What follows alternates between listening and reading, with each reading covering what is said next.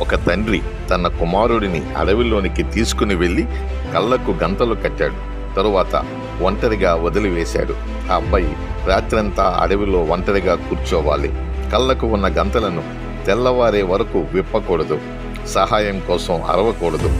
ఆ రాత్రి గడిచిన తరువాత అతడు పెద్దవాడైనట్లుగా గుర్తించబడతాడు. ఈ విషయం అతడు ఎవరికీ చెప్పకూడదు. ఎందుకంటే మిగతా బాలురు కూడా ఈ విధంగానే పరీక్షింపబడాలి. ఆ అబ్బాయి చాలా భయపడతాడు. అనేక జంతువుల అరుపులు వినపడతాయి. మనుషులు ఎవరైనా వచ్చి అతనికి హాని తలపెట్టవచ్చును. ఏమి జరిగినా అతడు తన కళ్ళకు గట్టిన గంతలను విప్పరాదు. రాయిలా రాత్రంతా కూర్చోవాలి. చివరికి తెల్లవారింది. ఆ అబ్బాయి తన కళ్ళకు ఉన్న గంతలను విప్పాడు. అప్పుడే అతడు తనకు ఎదురుగా తన తండ్రి కూర్చుని ఉన్నట్లు గుర్తించాడు.